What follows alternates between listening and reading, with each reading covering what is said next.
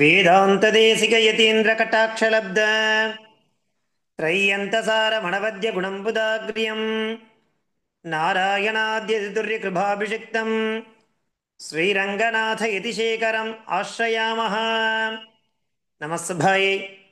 இன்றைய தினம் Medha பூர்வபாகத்தினுடைய class number 8ல் இருந்துருக்கும்.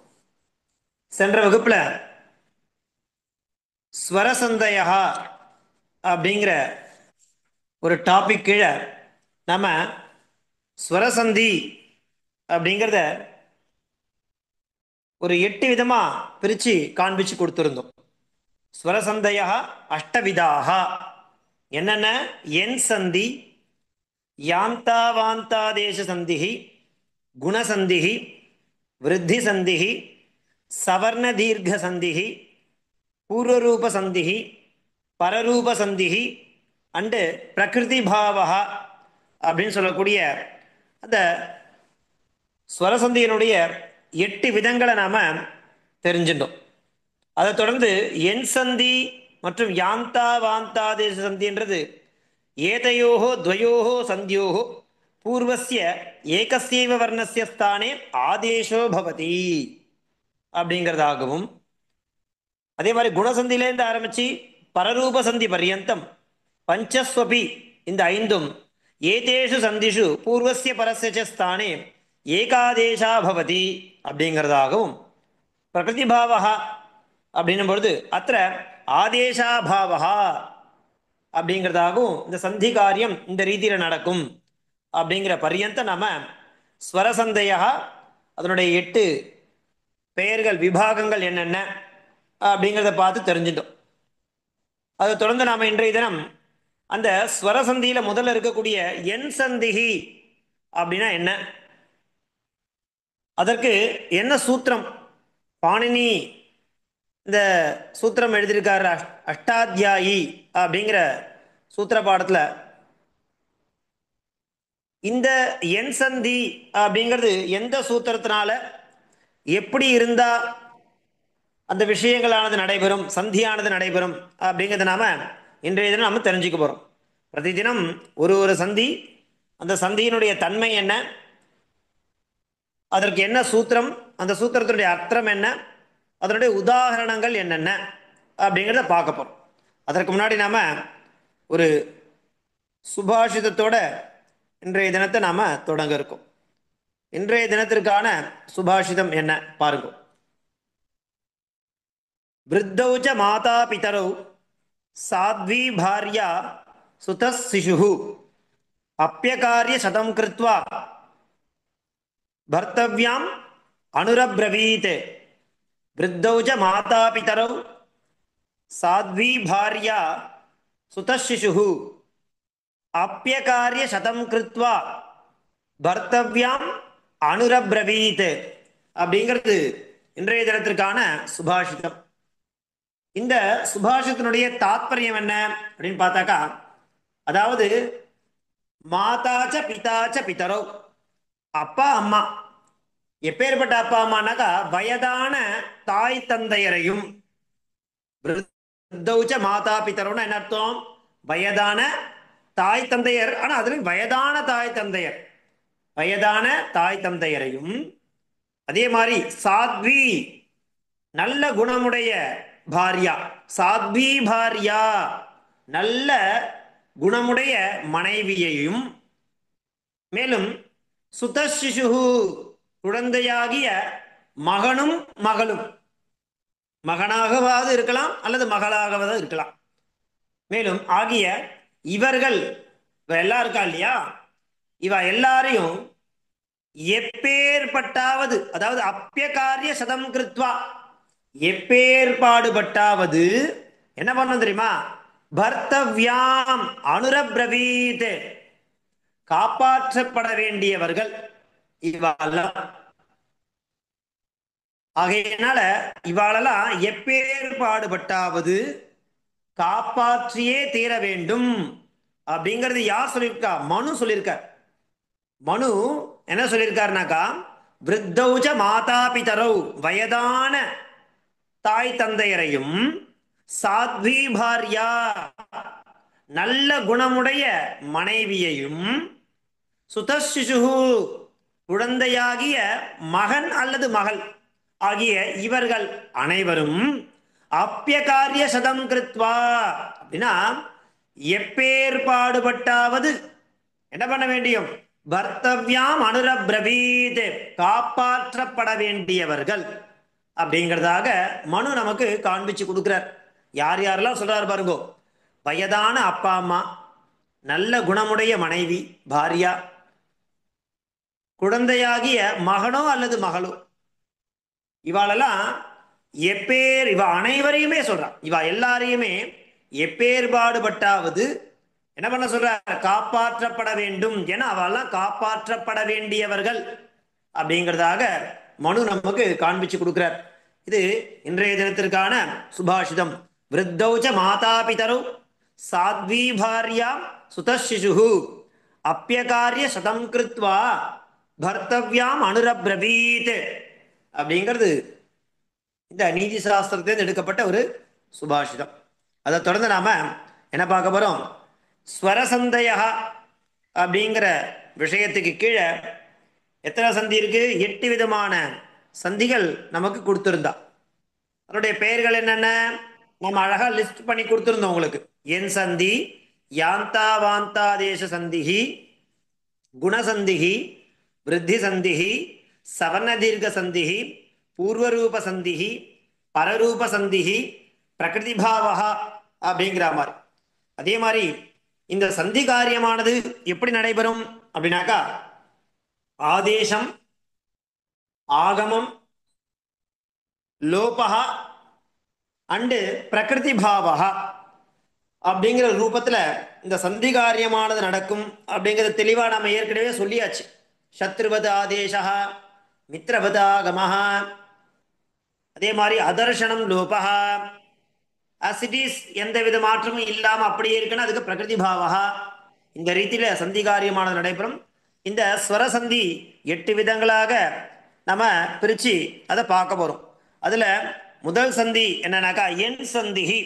அந்த சந்திங்கிற புக்கு உங்க எல்லாருக்கும் கொடுத்துருந்தோம் பிடிஎஃபா. உங்களையும் நான் வாங்கிக்க சொல்லியிருந்தேன். அதுல 14வது பேஜில் இருக்கோம். இப்போ நம்ம 8வது கிளாஸ்ல அந்த புக்ல 14வது பேஜில் இருந்துருக்கோம். ஏற்கனவே 13 பேஜ் நாம பார்த்து முடிச்சிருந்தோம். இப்போ நாம இருக்கிறது பேஜ் நம்பர் 14ல இருக்கும். அந்த 14th பேஜில் என்ன இருக்கு பாருங்க. என் சந்திஹி. என் அப்படின்னா என்ன அர்த்தம்னாக்கா என் அப்படிங்கிறது ஒரு சுருக்கம். சுருக்கத்துக்கு நம்ம ஏற்கனவே என்ன பேர் கொடுத்திருந்தோம், பிரத்யாகாரம் அப்படிங்கிற பேரை கொடுத்திருந்தோம். பிரத்யாகாரம்னா என்ன, சுருங்க சொல்லுதல், ஷார்ட் ஃபார்ம்.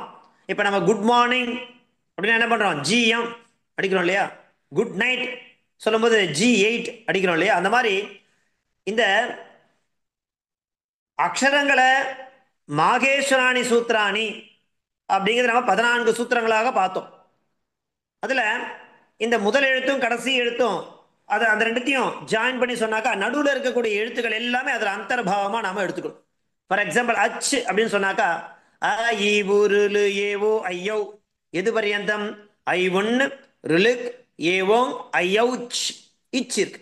அப்ப அந்த அ ஆரம்பிச்சு இச்சு பரியந்தம் அச்சுன்னு பேர், அந்த பிரத்யாகாரம். அந்த மாதிரி நிறைய பிரத்யாகாரங்கள் இருக்கு. அன் பிரத்யாகாரம், ஹல் பிரத்யாகாரம், என் பிரத்யாகாரம் நிறைய இருக்கு. அதுல நிறைய எந்தெந்த இடத்துல எந்தெந்த சுத்தத்தை எப்படி எப்படி சொல்லிட்டு போறார் அப்படிங்கிற நம்ம சித்தாந்த கௌமுதியோ லகு சித்தாந்த கௌமுதியோ படிச்சா புரியும். ஆனா இப்ப நம்ம தெரிஞ்சுக்க வேண்டியது என்னன்னாக்கா சுருங்க சொல்லுதல் அப்படிங்கிறதுக்கு சம்ஸ்கிருதத்துல பிரத்யாகாரம்னு பேரு. இப்ப நம்ம பார்க்கறது என் அப்படிங்கிற ஒரு பிரத்யாகாரத்தை ஷார்ட்டா என்ன பண்ணிருக்கா, நான் என் சந்தின்னு கொடுத்துருக்கார். என்னென்ன என்னென்ன வர்ணங்கள், ய வ ர ல, ய வ ர ல, யகார வகார ரகார லகாரம். இந்த 4 வர்ணங்கள் சேர்ந்ததுதான் என் அப்படிங்கிற பிரத்யாகாரம். அங்கேயே கொடுத்துருக்காரு பாருங்க, என் சந்தின்னு கொடுத்துட்டு பக்கத்துல ஒரு ஸ்டார் போட்டு அதுக்கு நேரம் என்னன்னு கொடுத்து என்ன ய ர ய வ ர ல. அங்க என்ன இருக்கு, ஈ இவ்வு இரு இல்லுன்னு இருக்கு இல்லையா. ஆக்சுவலா இந்த வெஞ்சன வர்ணங்களை நம்ம அப்படிதான் உச்சரிக்கணும். நம்ம உச்சாரண கிளேசத்தை தவிர்க்கிறதுக்காக என்ன பண்றோம்? உச்சாரண சௌகரியார்த்தம் யவரலன்னு சொல்லிக்கிறோம். என் பாருங்க, என்னது ய வ ர ல. சரி, கீழே என்ன இருக்கு? அந்த ஸ்டார கீழே ஃபுட் நோட்ஸ்ல கொடுத்துருக்கா பாருங்க. என் இது பிரத்யாகாரஹ இல்லையா? என் இது பிரத்யாகாரஹ. பிரத்யாகாரம்னா என்னன்னா நம்ம முதலே பார்த்துருக்கோம் இல்லையா? முதலே நம்ம அந்த மாகேஸ்வராணி சூத்ராணி அப்படின்னு பார்க்கும் பொழுது இந்த பிரத்யாகார விஷயமா நான் உங்களுக்கு சொல்லியிருந்தேன். அப்ப என்ன அர்த்தம்? சுருங்க சொல்லுதுன்னு அர்த்தம். இங்க என்ன பிரயோகம்? என்னன்னு ஒரு பிரத்யாகாரத்தை பிரயோகம் என்றா. என்னன்னா என்ன? ய வ ர ல. சரி, இப்ப என்ன ஆக போறது? இந்த ய வ ர ல அப்படிங்கிறதுக்கு நம்ம என்ன பார்க்க போறோம் பாருங்க. இ இ இ உ உ ரு ரு லு இத்யேதேப்யோ வர்ணேபியோ அசவர்ணே ஸ்வரே பரே இ இ இத்யனயோः ஸ்தானே யகாரः, உ உ இத்யனயோः ஸ்தானே வகாரः, ரு ரு இத்யனயோः ஸ்தானே ரகாரः, அதாவது ரேபः, லுகாரஸ்ய ஸ்தானே லகாரஸ்ய ஆதேசோ பவதி. இதுதான் எண் சந்தியினுடைய லட்சணம். இப்படி இருக்கு. எப்படி இருந்தா எண் சந்தியானது வரும் அப்படின்னாக்கா, இகார ஈகார உகார ஊகார ருகார ருகார லுகார இந்த வர்ணங்கள் இத்யேதேபியோ வர்ணேபியோ அசவர்ணே ஸ்வரே பரே. அசவர்ணஸ்வரகன்னு அர்த்தம். அதாவது அகார அப்படிங்கிற ஸ்வரவர்ணமானது பரமா இருந்ததுனாக்கா இல்லையா, என்ன ஆக போறது? அசவர்ணேனாக்கா அதாவது அச்சுவர்ணகான்னு அர்த்தம். அச்சுவர்ணகான்னு எது? அ இ உருளு ஏவோ ஐயோ இந்த எழுத்துக்கள். இப்ப என்ன பண்ண போறோம்? சந்தினாலே பூர்வம் பரம்னு பிரிச்சுக்க போறோம். பூர்வம் பரம் அப்படின்னாக்கா முதல்ல இருக்கக்கூடிய பதம் பூர்வம், ரெண்டாவது இருக்கக்கூடிய பதம் பரம். எப்படி தெரியும்? அந்த உதாரணம் காமிச்சிருக்கா பாருங்க. நம்பர் 1 ரோமன் லெட்டர் போட்டு கீழே பிரதி பிளஸ் ஏகம், பிரதி பிளஸ் ஏகம்னு கொடுத்துருக்கா இல்லையா? அந்த பிரதின்றது பூர்வம், ஏகம்ன்றது பரம். பூர்வம்னா பிரதிங்கிறது பூர்வம், ஏகம்ன்றது பரம். இந்த மாதிரி தான் எல்லா சொற்களும் நம்ம இருக்கும், பூர்வம் பரமா இருக்கும். இந்த பூர்வத்தில் இருக்கக்கூடிய சொல்லோட முடிவு என்ன இருக்கு? பிரதின்னு சொல்லும்போது இகாரத்துல முடிகிறது. ஏகம்னு சொல்லும் போது என்ன ஆரம்பிக்கிறது? ஏகாரம் ஆரம்பிக்கிறது. பிரதிங்கிறது என்னது? இ. என்ன அங்க முடிஞ்சிருக்கு? ஆரம்பிக்கிறது ஏ. அப்ப அது அச்சு. அ இ உருளு ஏவோ ஐயோ அந்த வர்ணத்துல ஏதோ ஒரு வர்ணமா பரமா இருந்ததுனாக்கா இந்த பூர்வத்துல என்ன இருக்கு? பிரத்தின்னு சொல்லும்போது இகாரமா இருக்கு. அப்ப பாருங்க, மேல என்ன கொடுக்குறா? இகார ஈகார உகார ஊகார ருகார லுகார என்ன இத்தியேதேபியோ வர்ணேபியோ அசவர்ணே ஸ்வரே பரே. நாம அச்சுவர்ணே ஸ்வரம் பரமாக இருக்கும் பொழுது இகார ஈகாரத்தினுடைய ஸ்தானத்துல யகாரம் வரும், உகார ஊகார ஸ்தானத்துல வகாரம் வரும், ருகார ருகார ஸ்தானத்துல ரேஃபமானது வரும், லுகாரத்துக்கு ல வரும். எப்படி நக்கா இ வு ரு லு 4 தான். என்ன பண்ணிருக்கானாக்கா தீர்க்கமும் சேர்த்து கொடுத்துருக்கா. இ இ உ உ ரு ரு லு. என்ன அர்த்தம் பார்த்தீங்கன்னா அங்க எத்தனை எழுத்து இருக்கு? 4 தான். என்னென்ன 4? இ வு ரு லு. தீர்க்கத்தையும் சேர்த்து கொடுக்கறதுனால இ இ உ உ ரு ரு லுன்னு இருக்கு. இப்போ இந்த இகார உக்கார ருக்கார லுக்காரத்துக்கு யவரல அப்படிங்கிற எழுத்தானது வரப்போறது. எப்படி? ரெஸ்பெக்டிவ்லி. இகாரத்துக்கு யகாரம், உகாரத்துக்கு வகாரம், ருக்காரத்துக்கு ரகாரம், லுக்காரத்துக்கு லகாரம். இது என்னவா வரப்போறது? ஆதேசமா வரப்போறது. எப்ப ஆதேசமா வரும்? அச்சுவர்ணமானது பரமாக இருக்கும் பொழுது. புரிஞ்சுதா?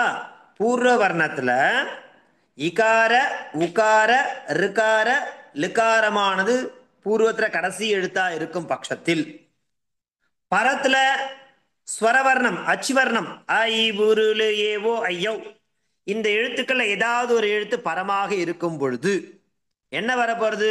இகாரஸ்ய ஸ்தானே யகாரஹ, உகாரஸ்ய ஸ்தானே வகாரஹ, ருகாரஸ்ய ஸ்தானே ரேஃபஹ, லுகாரஸ்ய ஸ்தானே லகாரஹ. ஈவுருளு இந்த எழுத்துக்களுக்கு பதிலாக யவரல இந்த எழுத்தானது வரும் ரெஸ்பெக்டிவ்லி. இன்னும் நம்ம சூத்திர ரீதியா பார்த்தா நன்னா புரியும். கீழே பாருங்க, ஃபுட் நோட்ஸ்ல பேஜ் நம்பர் 14ல கீழே 3ன்னு போட்டு ஒரு சூத்திரம் கொடுத்துருக்கோம். என்ன சூத்திரம்? இகோ எனச்சி அப்படிங்கிறது சூத்திரம், பாணினியோட சூத்திரம். என்ன அர்த்தம் அதுக்கு? இகஹாஸ்தானே என் சியாத் அச்சி சம்ஹிதாயாம் விஷயே. இக்கஹன இக்குன்னு ஒரு பிரத்யாகாரம், இக்குக்கு என்ன வருது எப்போ? அச்சு பரமாக இருக்கும் பொழுது. இதான் சூத்திரத்துக்கு அர்த்தம். இகஹாஸ்தானே என் சியாத் அச்சி பரே. சுலபமா முடிச்சுட்டா பாருங்க ஃபார்முலால. இக்குக்கு என்ன வருது? அச்சு பரமாக இருக்கும் பொழுது. அவ்வளவுதான். இகஹாஸ்தானே என் சியாத் அச்சி பரே. இக்குனா என்னது? இக்குனா ஈவுருளு, அது இக்குன்னு பேர். என்னது? யவரல அப்படின்னா அது என்னன்னு பேர். Very simple. இன்றைய தினம் நாம ஸ்வரசந்தியில என்ன பண்றா? ஸ்வரசந்தியை 8 விதங்களாக பிரிக்கிறா. அந்த 8 விதமா பிரிக்கக்கூடிய ஸ்வரசந்தியில முதல் சந்திக்கு என்ன பேரு? என் சந்திஹி அப்படின்னு பேர். என்ன? ய வ ர ல, இதுதான் எண். இந்த எழுத்தானது வரப்போறது, ஆதேசமா வரப்போறது. அப்ப ஆதேசமா வரப்போறதுன்னா எதுக்கு வரப்போறது? ஆதேசமா எதை எடுத்துட்டு வரப்போறது? இ வு ரு லு, இந்த இக்கு அப்படிங்கிற இந்த பிரத்யாகாரத்தை எடுத்துட்டு என்ற பிரத்யாகாரத்தில் இருக்க எழுத்தானது வரப்போறது. இக்குனா என்னது?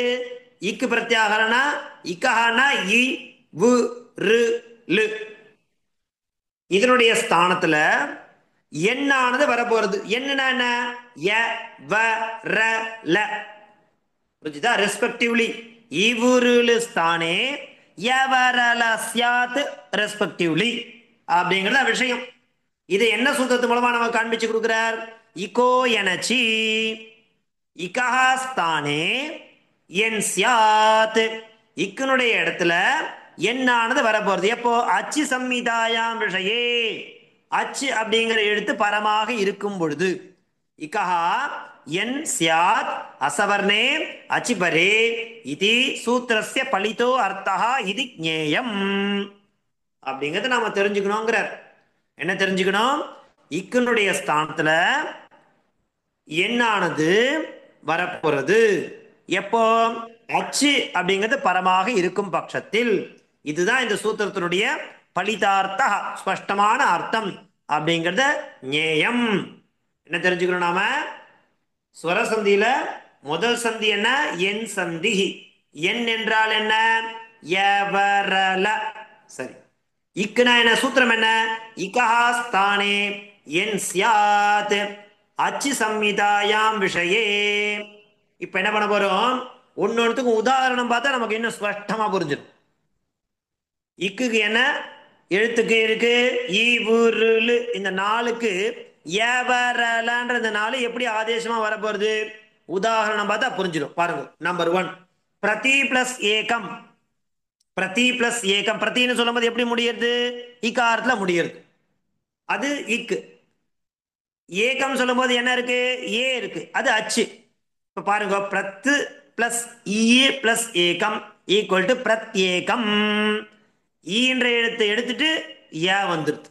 பிரதி பிளஸ் ஏகம் சொல்லும் போது இகாரம் என்ன ஸ்பஷ்டமா காதல விழருது. பிரத்யேகம் சொல்லும் போது இகாரம் இல்லை யகாரம் வந்துருச்சு. இதுதான் ஆதேசமா வருது. இக்குக்கு ஏ வருது. அதே மாதிரி நதி பிளஸ் அத்ர நத்யத்ர. நதி பிளஸ் அத்ர. நதின்னு சொல்லும்போது ஈகாரம் இருக்கு, அத்ரன்னு சொல்லும்போது அச்சி பரமா இருக்கு. அப்ப என்ன வரணும்? இகாரஸ்தானே ய ஸ்யாத்.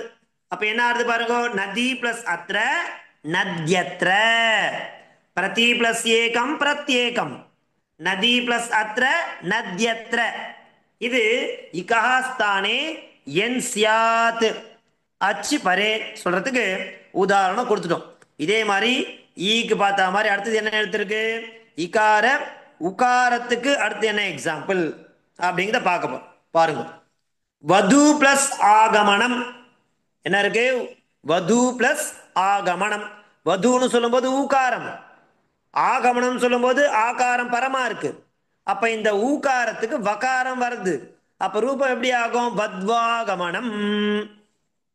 உகாரஸ்ய ஸ்தானே வகாரஹ, வது பிளஸ் ஆகமனம் வத்வாகமனம்.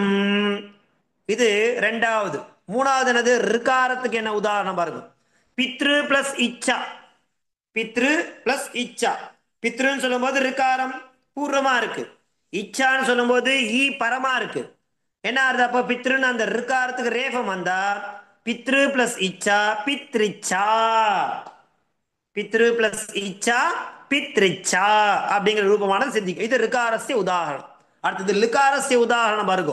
என்ன இருக்கு? கஸ்லு பிளஸ் ஆதேஷா, கஸ்லு பிளஸ் ஆதேஷா கஸ்லாதேஷா. லிகாரஸ்ய ஸ்தானே லகாரஹ. அப்ப என்ன ஆறுது? கஸ்லு பிளஸ் ஆதேஷா கஸ்லாதேஷா. முதல்ல ஈகாரத்துக்கு என்ன உதாரணம் பார்த்தோம்? நதி பிளஸ் அத்ர நத்யத்ர, பிரதி பிளஸ் ஏகம் பிரத்யேகம். இது இகாரஸ்ய. அடுத்து உகாரத்துக்கு என்ன உதாரணம்? வது பிளஸ் ஆகமனம் வத்வாகமனம். ரிகாரஸ்ய பித்ரு பிளஸ் இச்சா பித்ரிச்சா. லிகாரஸ்ய கஸ்லு பிளஸ் ஆதேஷா கஸ்லாதேஷா. இப்படியாக இகாரஸ்ய ஸ்தானே யகாரஹ ஆதேஷோ பவதி. அப்படின்னா என்ன அர்த்தம்? இகஹன ஈவுருளு, அதுக்கு என் ஆதேஷோ பவதி. என்னென்ன? யவரல அப்படிங்கிற எழுத்தானது ஆதேசமாக வரப்போறது அப்படிங்கிறத பார்த்து நம்ம தெரிஞ்சிட்டோம். இப்போ அந்நியத் உதாகரணானி. இப்ப இந்த என் சந்திக்கு வேற என்னென்ன உதாகரணங்கள்லாம் பாருங்க, நிறைய கொடுக்குறா பாருங்க. எதி பிளஸ் அபி யத்யபி, சுதி பிளஸ் உபாஸ்யஹ சுத்யுபாஸ்யஹ, தாத்ரு பிளஸ் அம்சஹ தாத்ரம்சஹ, பித்ரு பிளஸ் அம்சஹ பித்ரம்சஹ, வது பிளஸ் ஆசனம் வத்வாசனம், இதி பிளஸ் ஆச்சரந்தி இத்யாச்சரந்தி, இதி பிளஸ் ஆக்ஷிதஹ இத்யாக்ஷிப்தஹ, சாது பிளஸ் இதம் சாத்விதம். இல்லையா? மேல பாருங்க. இதி பிளஸ் அபி இத்யபி, மது பிளஸ் அரிஹி மத்வரிஹி, லு பிளஸ் ஆக்ருதிஹி லாக்ருதிஹி, ஜனனி பிளஸ் ஆக ஜனன்யாக, அதி பிளஸ் உத்தமஹ அத்யுத்தமஹ, பிரதி பிளஸ் அவதது பிரத்யவதது, வஸ்திராணி பிளஸ் உத்பாதயதி வஸ்திராண்யுத்பாதயதி, ஸ்மராமி பிளஸ் அகம் ஸ்மராம்யகம், இதி பிளஸ் ஆதுனிகः இத்யாதுனிகः, நாஸ்தி பிளஸ் அசாத்தியம் நாஸ்த்யசாத்தியம், பவது பிளஸ் அதுனா பவத்வதுனா, பார்வதி பிளஸ் அதுனா பார்வத்யதுனா, வியசனேஷு ச அசக்தம் வியசனேஷ்வசக்தம்.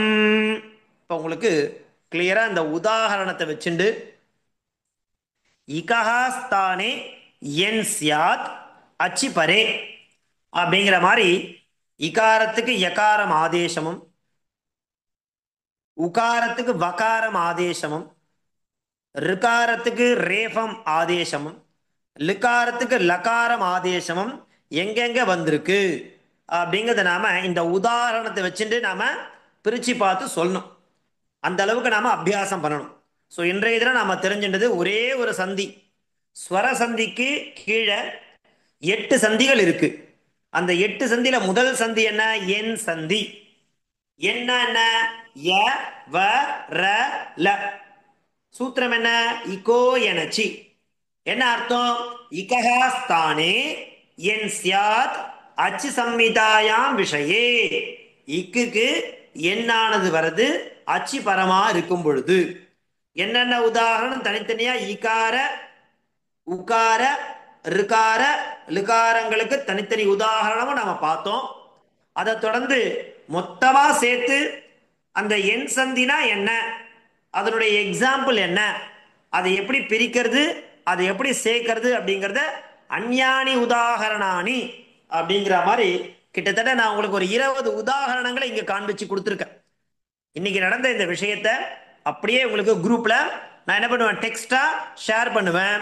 நீங்க உட்காந்து நான் சொன்ன விஷயங்களை மனசுல வாங்கிட்டு நன்னா புரிஞ்சுண்டு அதே மாதிரி இங்க இருக்கக்கூடிய விஷயங்கள்லாம் நமக்கு படிச்சா புரியறதா அப்படிங்கிறத நாம தான் என்ன பண்ணணும், உட்காந்து ரிவைஸ் பண்ணி பார்க்கணும்.